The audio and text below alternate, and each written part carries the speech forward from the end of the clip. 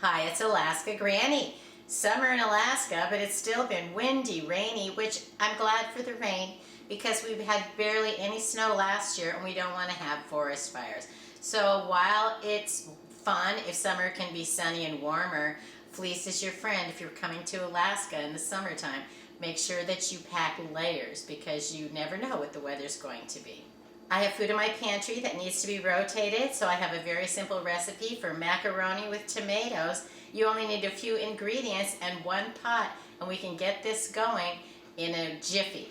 You need a few basic ingredients: chicken broth, tomato sauce, macaroni, diced tomatoes, Italian seasoning, garlic if you prefer, and if you want this to be a vegan recipe, you can substitute vegetable broth for the chicken broth.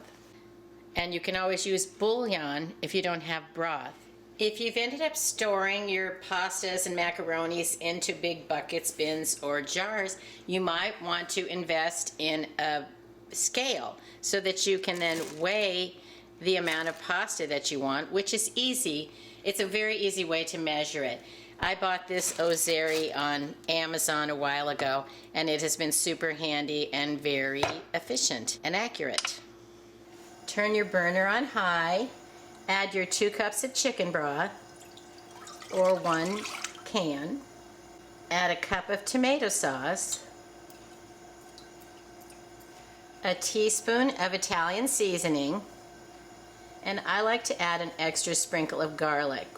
Then I'm going to bring this to a boil and add in the macaroni. It's going to make the macaroni more flavorful rather than just cooking it in water and then stirring it in. You're going to prepare it in the brothy tomato sauce, which is going to be delicious. While that's cooking, drain the can of diced tomatoes. Put a strainer over a bowl and let that drain out while your macaroni is cooking, because we're going to add that at the end.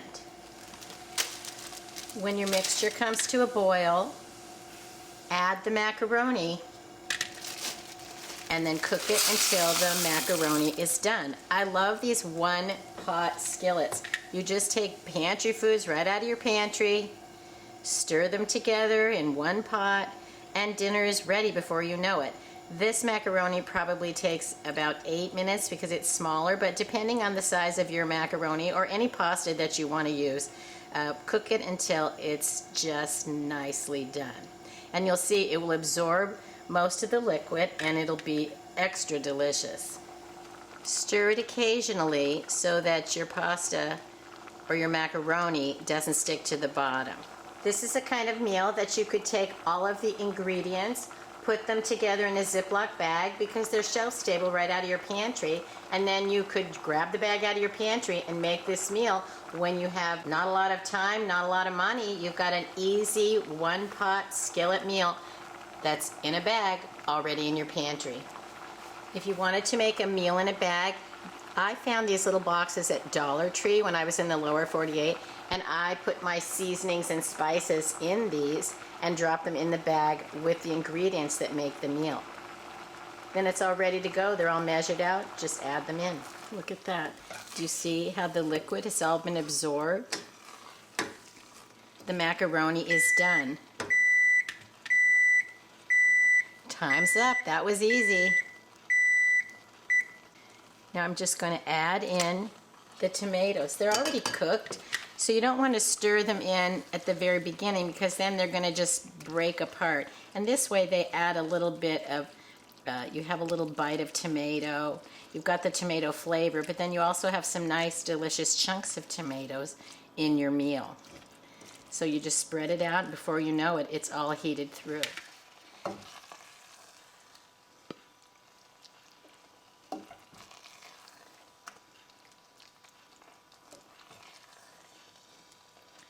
Doesn't that look delicious? It's so simple. One pot, ready in no time.